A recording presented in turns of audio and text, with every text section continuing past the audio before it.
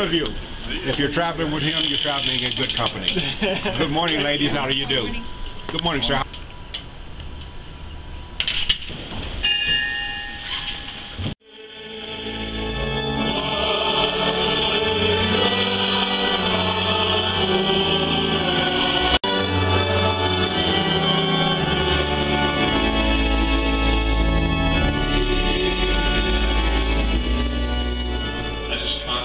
Felt God calling me to service of some sort.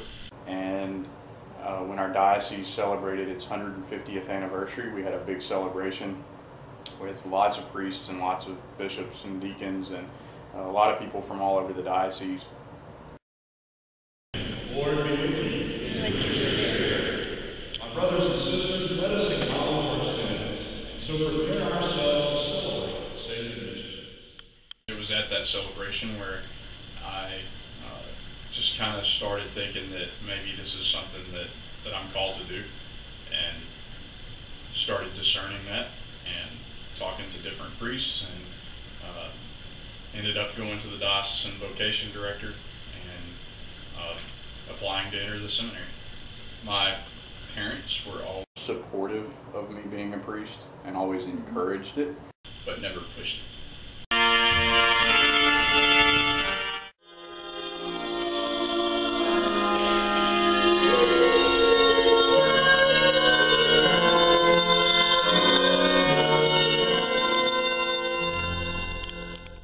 For me, because I chose to go soon after high school, just with one semester of college under my belt, I had to get a degree in philosophy. So I went to the University of Dallas for 4 years and got my bachelor's degree in philosophy.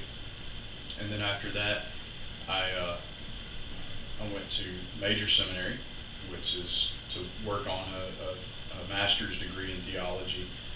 I first went to Notre Dame in New Orleans and spent a year there, then decided to take a year off. And at one time I wanted to be a veterinarian, and at another time I thought about going to acting school, and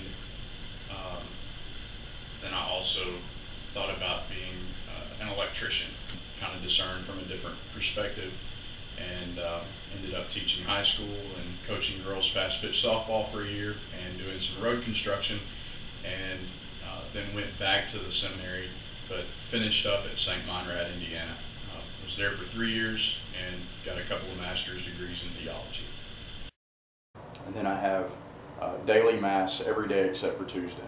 I have 4 masses on the weekend regularly, and then occasionally I'll have weddings or funerals, so that may throw another couple of masses in. Maybe about 10 masses a week.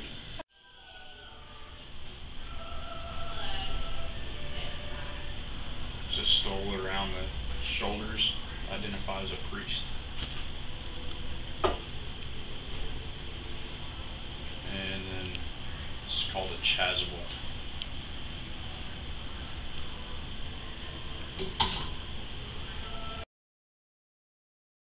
We're still in the season of Easter, so white is the appropriate color for that season, white or gold. So this is the vestment that fits me best.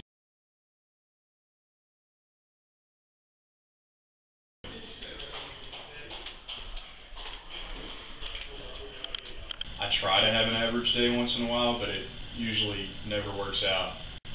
I'll give you a Thursday, for instance. I try to get up about 5 o'clock and spend some time in prayer, and then go to the gym. I have to keep myself in decent shape since I'm in the Air Force. So I go to the gym, try to 3 or 4 times a week. I come back and get cleaned up and get started on the rest of my work day, which usually on Thursdays entails a staff meeting, followed by a lot of times meetings with electricians, plumbers, security people, contractors, because we're working on a building construction project. Then I have 12:05 Mass, and that's usually followed by lunch if I'm lucky, marriage preps in the afternoon, going to the hospitals to visit people, going to visit sick people in their homes. And if I'm lucky, I might get away from the office around 4 or 5 o'clock, and then I usually have dinner with some parishioners on Thursday nights, and several other nights during the week as well. Get home, maybe watch some TV, spend a little more time in prayer, and go to bed, maybe at 10:30, 11 o'clock. Get up the next day and do it all over. There's really no such thing as an average day. Every week is a little different. I'm also in the Air National Guard, so 1 week in a month, that takes all my weekend time to go to the air base and celebrate Mass for the folks there, and to take care of their spiritual needs. There are several Catholic churches in the Little Rock area, and we're all responsible for taking care of patients at different hospitals. So I'm responsible for taking care of the Catholic patients who go to Children's Hospital. So I probably spend several hours there each week, also visiting sick parishioners in their homes.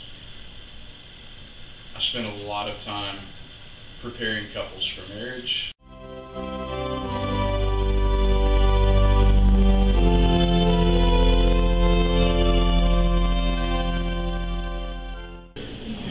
The Lord be with you.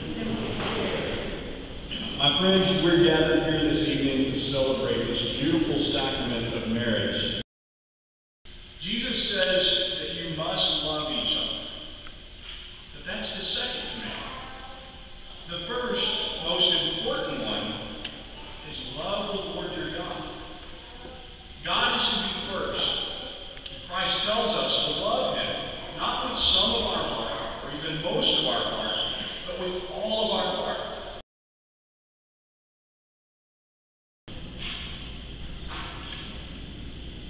I take this ring as a sign of my love and Have people come in the office for various reasons every week. I also have the facilities here to take care of, so I have to work with the staff to make sure that all that gets accomplished. I have a staff meeting every other week to make sure that we're all on the same page. We have a religious ed program teaching our youth about their Catholic faith. They learned about St. Martin. St. Martin? Yeah. What did Cal and Corbin. What did you guys learn about St. Martin? What did you learn about St. Martin, the story you just read? He cut his clothes in half. He cut his clothes.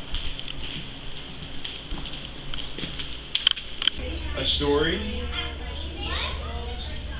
Uh-huh. How are you? I'm good. Good. So y'all having a good time? Sorta. Sorta. And that requires a lot of time as well, even though we have a director for that. It still is my responsibility to make sure that all that's taken care of.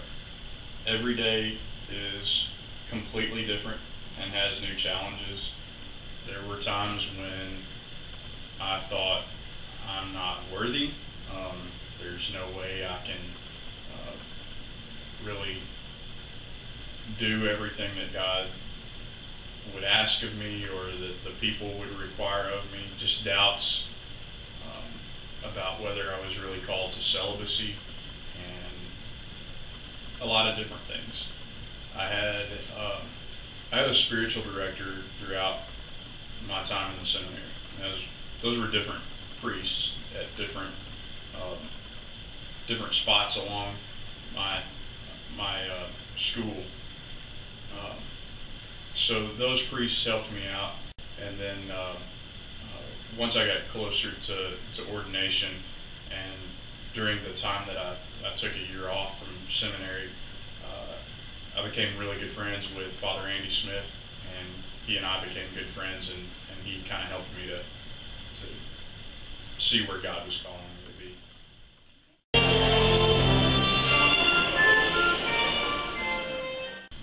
It's refreshing and gives me kind of a new sense of, a renewed sense of purpose in my own priesthood and ministry. Saying Mass and administering the sacraments are certainly at the top.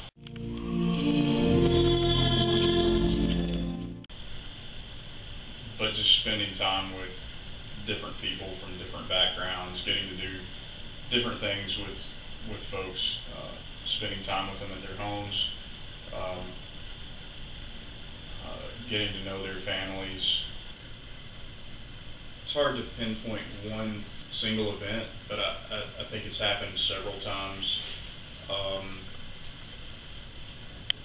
Maybe just visiting with a family in the hospital, especially at Children's Hospital, especially when I end up going to see kids who have cancer or some life-threatening disease, and spending time with them and their families. It's usually a very humbling experience, and makes me very aware of my vocation and fulfilled and happy that I am a priest.